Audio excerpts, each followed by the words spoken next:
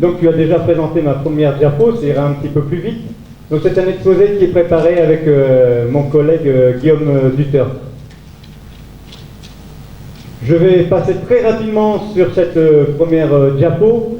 Qu'est-ce qui intéresse finalement les grands groupes internationaux laitiers dans le continent africain? C'est bien évidemment, on en a parlé largement hier, on l'a repris aujourd'hui, mais surtout hier on en a parlé, notamment avec ton exposé, Vincent, c'est la croissance démographique. Moi, ce qui m'intéresse quand même ici, dans cette diapo, c'est de voir que cette croissance démographique, et donc dans les grandes villes, elle n'est pas partout la même.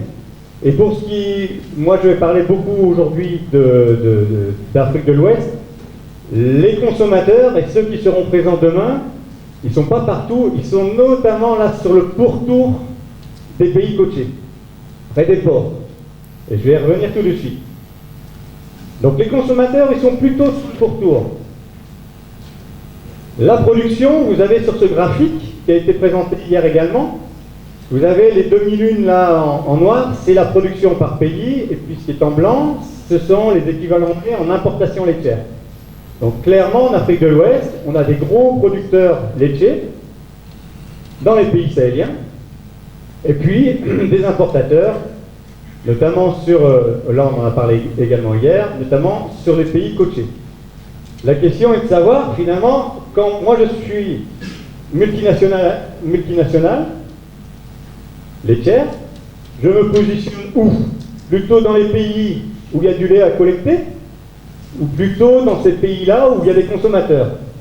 Ben, la réponse est simple, il suffit de regarder la carte suivante, c'est que globalement, donc tous les grands groupes mondiaux et européens, aujourd'hui, j'aurais encore pu modifier la carte juste avant le Ramadan, en gros, tous les pays, tous les multinationales européennes sont positionnées aujourd'hui en Afrique de l'Ouest, notamment au Sénégal et sur tous les pays côtiers. Alors l'exception, c'est quand même le Mali, on pourra en reparler après, il y a une question historique également là-dessus. Mais en gros, l'affaire est, j'allais dire, entendue, c'est-à-dire que les grands groupes mondiaux se sont d'abord positionnés là où il y a les consommateurs et là où il y a les ports, là où il y a la poudre.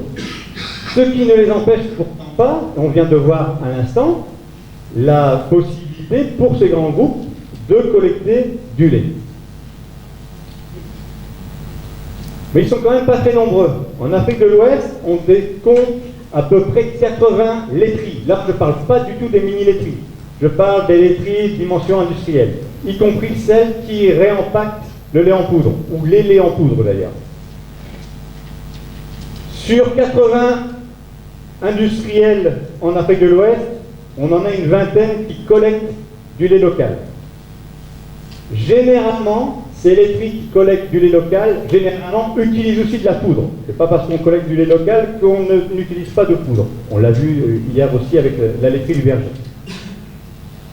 Par exemple, et les grands groupes, ce sont ceux que l'on voit avec les étoiles. On vient de parler tout de suite d'Arla, au Nigeria. Il y a le même type d'exemple avec Friesland Campina, au Nigeria également. Et puis on a quelques autres exemples, y compris au Mali et ici au Sénégal. Donc de groupes qui s'intéressent justement à cette collecte. Quelle est l'implication, en termes, c'était la question, l'implication finalement pour les éleveurs? Alors, 3 exemples. Un exemple historique pour la laiterie Kivisti, donc qui est installée, on en a déjà parlé également, depuis une bonne vingtaine d'années maintenant. Une entreprise qui collecte du lait aujourd'hui, donc Kivisti c'est environ 20 000 litres par jour, c'est 250 agents, 3 000 familles d'éleveurs. Une entreprise comme Solani, c'est 80 salariés, 500 éleveurs.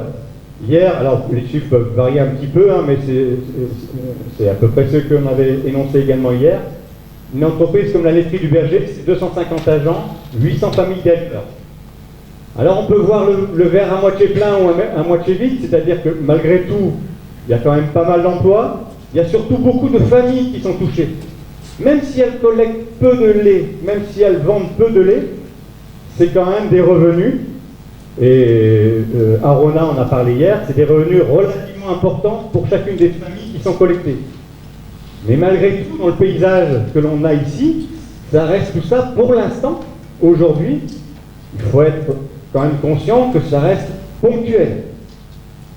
Mais les multinationales, et on l'a vu à l'instant, pourraient avoir une puissance, pas seulement financière, mais dans leur organisation, de pouvoir faire plus à l'avenir. En conclusion, je dirais qu'aujourd'hui, on a un gros regain d'intérêt pour la collecte de lait local, y compris par les industriels.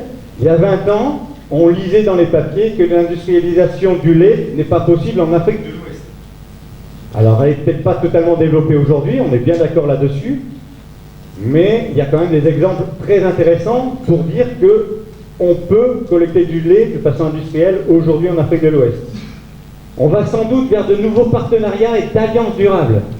Ce n'est pas seulement les industriels qui vont faire le développement à eux tout seuls de cette collecte de lait.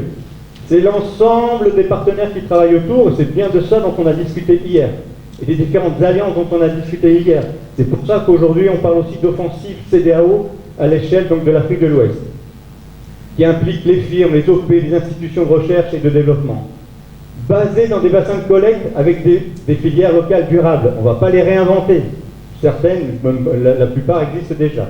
Il faut s'appuyer là-dessus, et je suppose que dans l'installation d'Arla, on parlait à la pêche au lait, il y avait déjà un bassin de collecte déjà présent. Des mesures à promouvoir, ça, je ne vais pas trop m'étaler là-dessus parce qu'on va en reparler dans le reste de la session. Mais il y a évidemment rendre le lait plus attractif pour les industriels,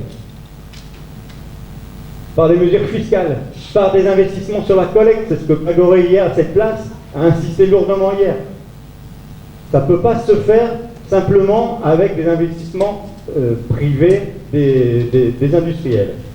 Amener les industriels à atteindre un taux minimal de collecte. Là, on le voit au Nigeria. Peut-être que M. Bokoum pourra nous en dire aussi un mot, ce qui s'est passé pour eux dans leur installation. Mais il se dit que pour pouvoir s'installer, c'est qu'on a l'État nigérian propose, enfin je ne sais pas quel est le bon terme, demande à ce que la laiterie collecte un minimum de lait dans l'ensemble de sa collecte et de sa production. On l'a vu également au Mali en son temps avec Malilait. Et enfin, favoriser la contractualisation entre producteurs, collecteurs et industriels. Je vais m'arrêter là par rapport à ça parce que je sais que dans les présentations suivantes, on va reprendre, et notamment celle de François, qui me suit, je pense. Voilà. Merci de votre attention.